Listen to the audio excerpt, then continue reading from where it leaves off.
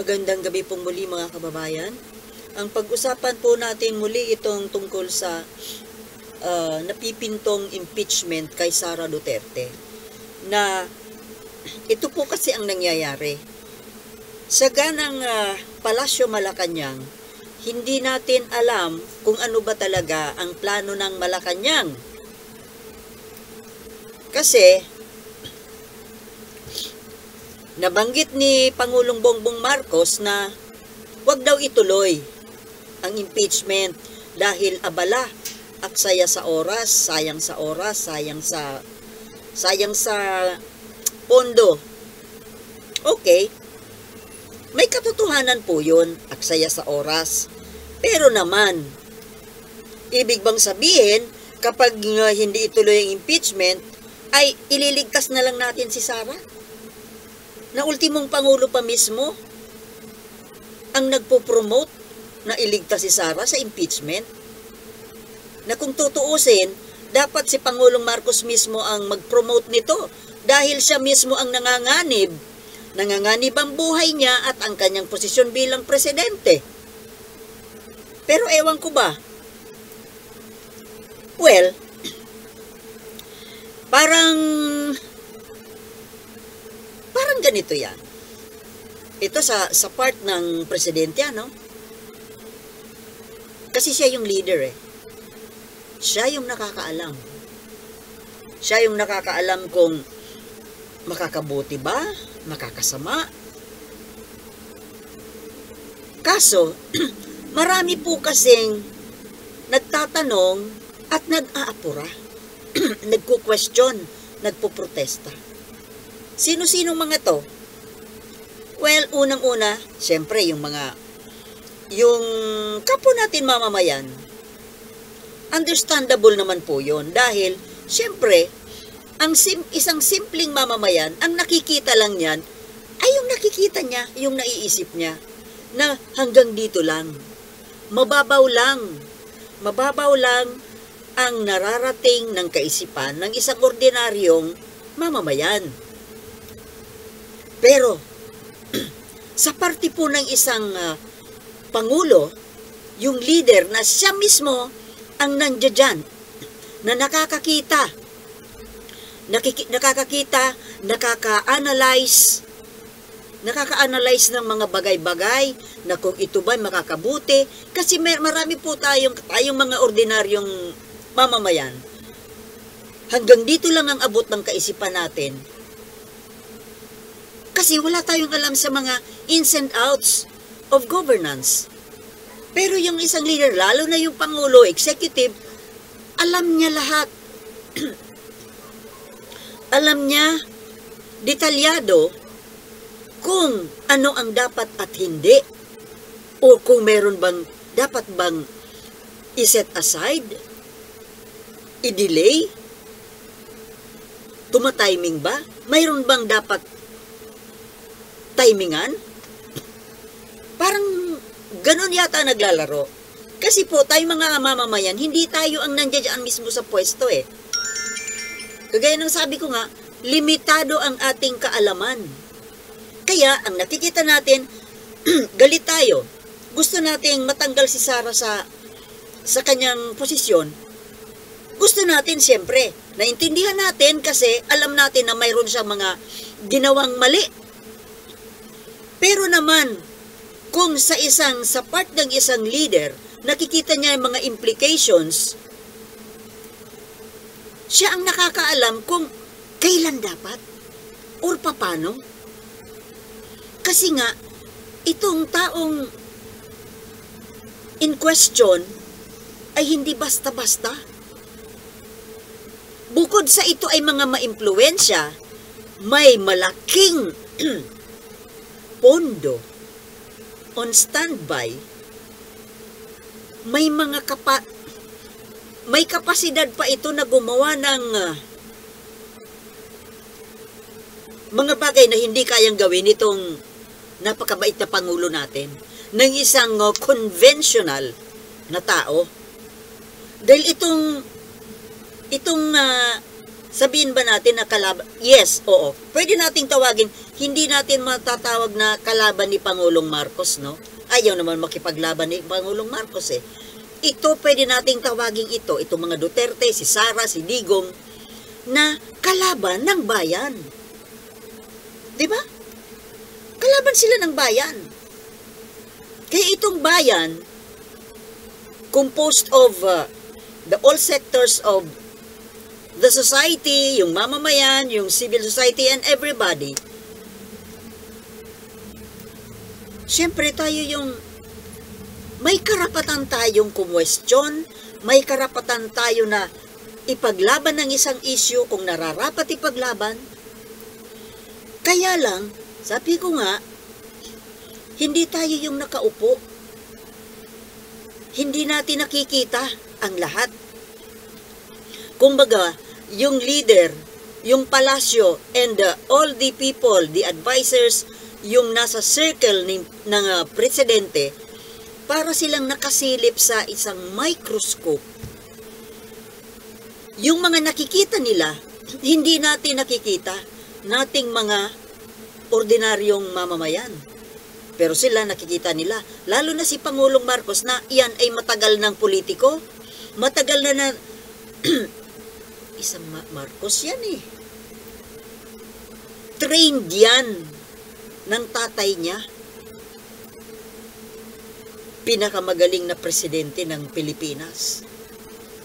So nakikita niya yung hindi natin nakikita. Parang ano yan eh. Parang paranormal seer. Basta, marami siyang nakikita na hindi natin nakikita. Dahil tayo nga, limitado ang ating kaalaman. Ngayon, sino ba ang mas maiingay ngayon na gustong ituloy ang impeachment? Now na. Apurado sila, now na. Gusto nga nila nung December pa, o nitong January na mismo. Or, kailangan daw bago mag-eleksyon. Sino itong maiingay na to? Ito yung mga Makabayan Black, di ba? Makabayan, yung Akbayan, yung mga,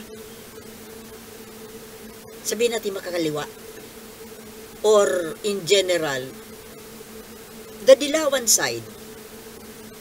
Alam natin na ang Dilawan ay may sarili ring agenda. Ay,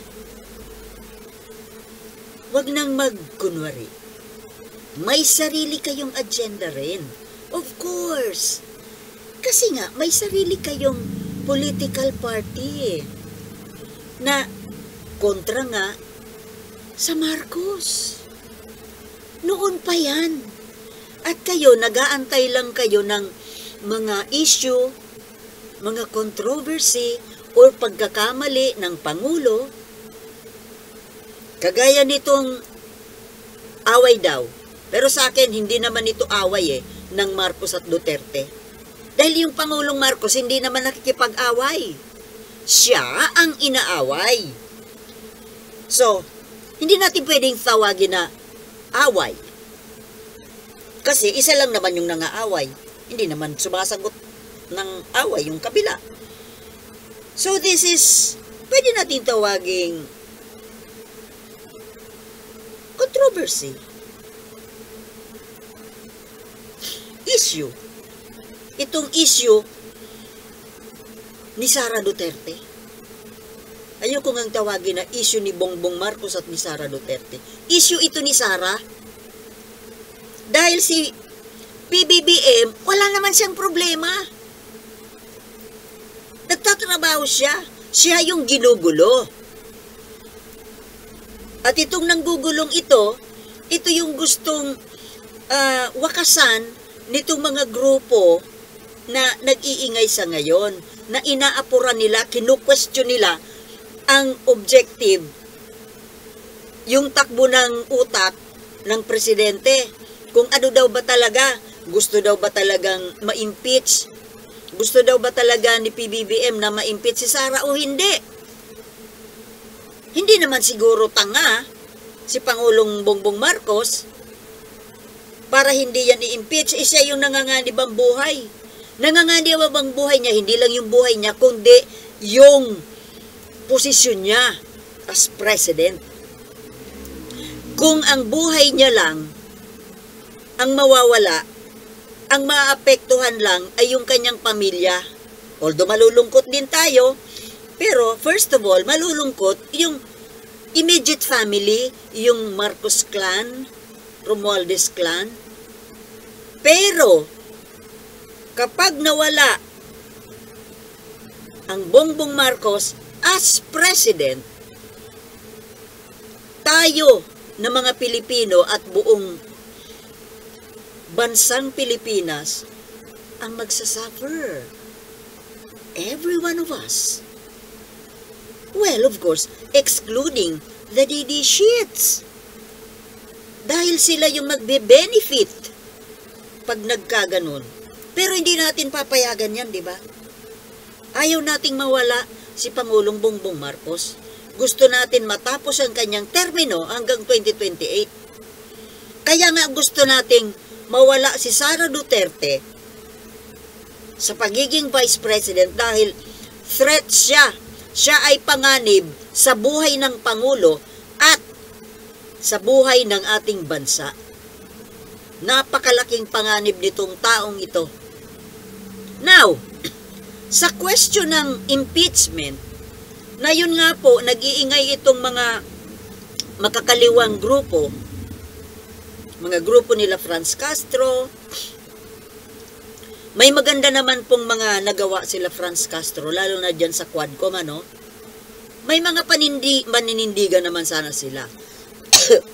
Minsan gusto ko rin nga yung mga paninindigan nila. Kaya lang, hindi mawawala, hindi dapat na ipagsawalang bahala ang kanilang pagiging makakaliwa.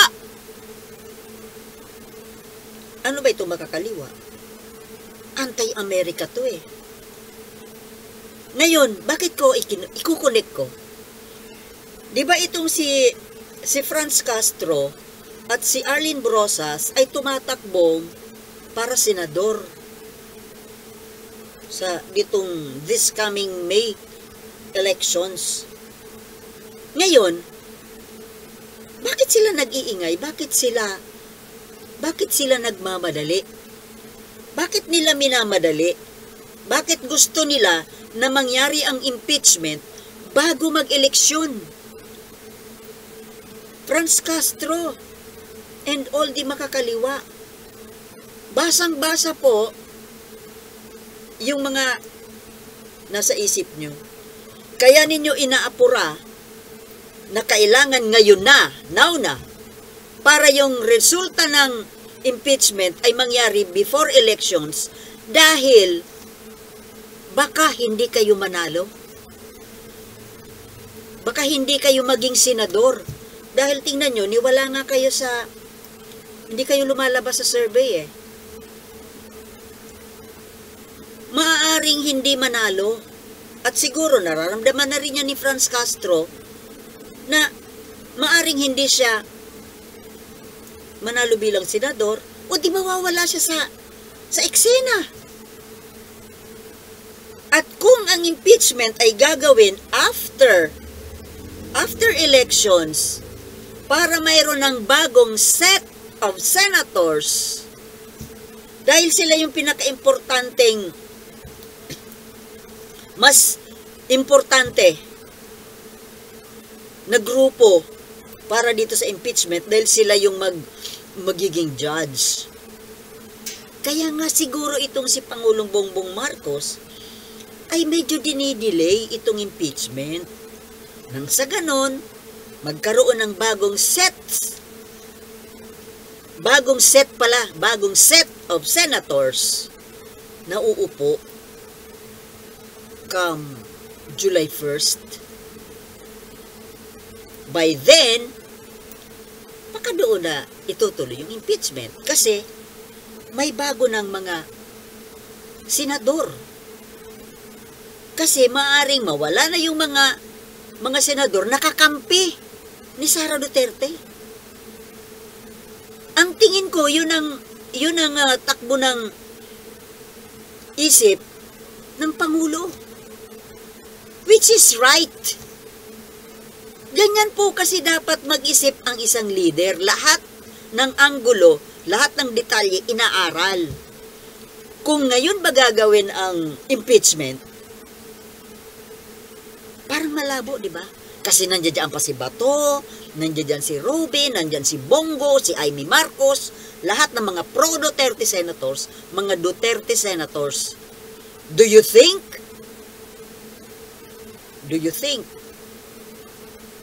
mai-impeach si Sara? Di ba hindi? Kaya nga ang isang leader dapat iniisip ang lahat ng anggulo, lahat ng minute details. So, kailangan mawala muna yung mga asungot dyan sa Senado. Mapalitan yan ng mga pro-impeachment. Ganun nyo lang yon, mga makabayan block. Nag-aapura kayo ngayon kasi baka nga naman kung hindi kayo mananalo bilang senador, mawawala kayo sa eksena, mawawalan kayo ng papel, mawawalan kayo ng boses. Dahil hindi na kayo kasali. You will not be part of the battle anymore. O paano yan? Wala kayong wala kayo sa history. Iba yung papalakpakan, hindi kayo. Kaya lang, 'di ba? Kaya naman kayo nag-aapura sa ngayon. Apurang-apura kayo kasi hanggang nandiyan kayo at kayo ang makipagbalitaktakan nang sa ganon, siyempre, yung merit, para magka-merit din kayo. Dahil nandito pa kayo. Yan ang dahilan kung bakit kayo nag-aapura. Hindi nyo rin naman naiisip na kung ngayon gagawin ng impeachment, baka mabaliwala lang. Di ba? Hindi nyo ba naiisip? Kung Franz Castro, parang iniisip mo lang yata kasi yung para sa iyo na may papel ka sa impeachment trial. Tapos pag na-impeach, o di, kasali ka dun sa, di ba? You will become part of the history. At gusto nyo kayo yung kayo mismo yung naglalaro. Kayo yung, kumbaga first bill, bida. Gusto nyo kayo ang maging bida diyan sa impeachment ni Sara. Diba? Ngayon, sana kung alanganin kayo na maging senador, bakit sana nagbalik na lang kayo ng Congress? Pwede pa naman, diba? Kasi hindi naman talaga kayo yung congressman na individual candidate Ano kayo party list? Di ba si Marcoleta nga noon, nung ongoing na nga yung kampanya, bigla niyang i-give up yung kanyang candidacy. Tumakbo na lang siya doon sa party list sa Congress. O nanalo. Kung gusto nyo na maging party pa rin kayo ng impeachment trial, siguro gano'n gawin niyo kung alanganin kayo na parang hindi kayo mananalo na senador para maging parte pa rin kayo ng history. Di ba? Sa parte kasi ng isang pangulo, yun ang nakikita ko hindi sa ayaw niya Hindi sa ayaw niya. Yung ba naman, pinagbantaan na nga yung buhay niya, ng pamilya niya. Tapos ibibaby pa ba niya? Kalukuhan na yun. Tumatiming lang. Makisama ka na lang. Sabi nga, pag ikaw tumakbo ng matulin, baka madapa ka. Kaya, hayaan nyo na yung Pangulo ang magdesisyon. Alam niya, mas marami siyang alam kaysa sa iyo. Presidente yan Mas nakikita niya ang parang kabuuan, bird's eye view. Kasi sa'yo, nakikita mo lang yung inaan mo kasi yung posisyon mo, yung magpabida-bida ka, yung maging parte ka doon sa